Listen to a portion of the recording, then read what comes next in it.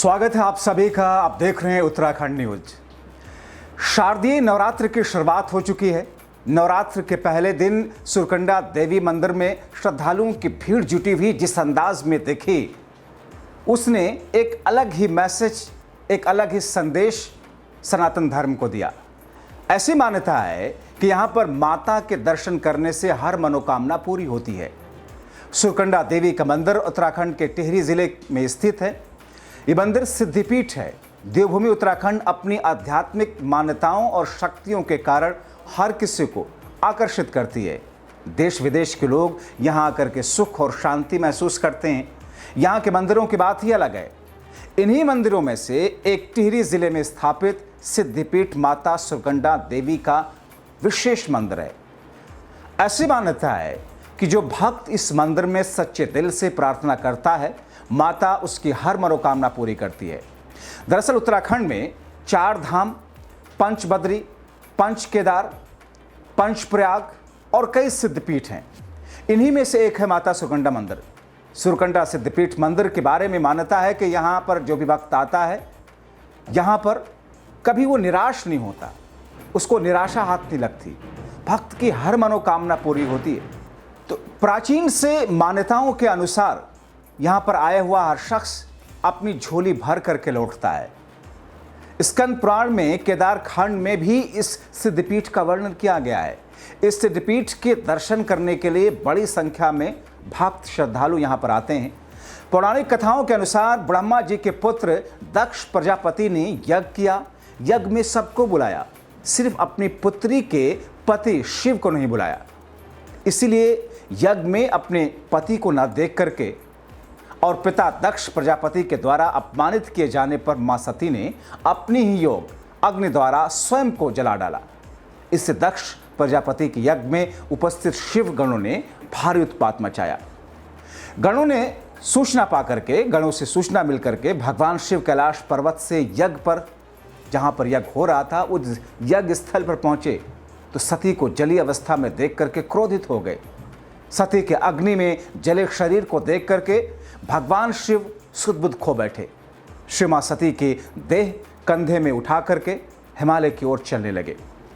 शिव को इस प्रकार देख करके भगवान विष्णु ने विचार किया कि इस प्रकार शिव के सती मां के मोह के कारण सृष्टि का अनिष्ट हो सकता है।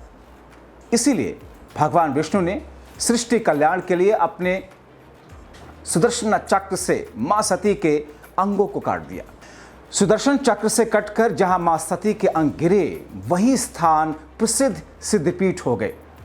टिहरी में जहां माता सती का अंग गिरा, वहां सुरकंडा मंदिर है। यहां माता का सिर गिरा था। पहले इसका नाम सिरकंडा था, जो कि बाद में सुरकंडा नाम से प्रसिद्ध हो गया। आपको बताएं कि टिहरी जिले में सुरकंडा देवी का मंदिर है। सुरकंडा पहाड़ी पर 2750 मीटर की ऊंचाई पर स्थित है। यहाँ पर सुरकंडा माता का प्रसिद्ध मंदिर है। ये मंदिर मसूरी चंबा मोटर मार्ग पर धनोल्टी के करीब 8 किलोमीटर की दूरी पर है। नरेंद्रनगर से सुरकंडा मंदिर की दूरी करीब 61 किलोमीटर मापी जाती है। नई टिहरी से करीब 41 किलोमीटर दूर चंबा मसूरी रोड पर कद्दूखाल नाम की जगह है। यहाँ से करीब 2.5 किलोमीटर की पैदल चढ़ाई करके सुरकंडा माता के मंदिर आप पहुँच सकते हैं, जहाँ श्रद्धालुओं की भीड़ लगी होती है। यहाँ पर अब ट्रॉली की सुविधा भी मंदिर तक पहुँचने के लिए कर दी गई है। बताया जाता है कि सुरकंडा पहाड़ पर माता का सिर का भाग गिरा, इसलिए इसे सुरकंडा मंदिर कहते हैं। चंद्रबदनी में बदन का भाग गिरा, इसलिए इसे चंद्रबदनी सिद्धपीठ मंदिर भी कहते हैं। नैना देवी में नैन गिरे तो नैना देवी सिद्धपीठ मंदिर कहा जाने लगा। इसी तरीके से जहां पर मां सीता के शरीर के भाग गिरते गए, उसी नाम से प्रसिद्ध सिद्धपीठ बनाते और बनते चले गए। टिहरी गढ़वाल के लोग सुरकंडा माता को अपनी कुल देवी मानते हैं। कहा यह भी जाता है कि जब भी किसी बच्चे पर बाहरी छाया, भूत प्रेत आदि लगा होता है तो कुंजापुरी सिद्धपीठ के हवन कुंड की राख का टीका लगाने से कष्ट दूर हो जाता है। अगर किसी की संतान नहीं होती तो यहाँ पर हवन करने से मनोकामना पूरी होने की मान्यता भी है। इसी तरीके से जिनकी शादी नहीं होती या दिक्कतें आती हैं तो मंदिर के प्रांगण में उगे रासुनु के पेड़ पर माता की चुन्नी बांधने के लिए कहा जाता है और मनोकामना पूरी हो जाती है, क्योंकि कहा जाता है कि इससे हर मनोकामना यहाँ पूरी होती है। इसीलिए इस मंदिर में बच्चे बूढ़े सब परिवार के साथ में अपनी मनोकामना पूरी करने के लिए माता के दर्शन के लिए आते हैं। इस मंदिर में माता को प्रसन्न करने के लिए श्रृंगार का सामान, चुन्नी, श्रीफल, पंचमेवा, मिठाई आदि चढ़ाई जाती है।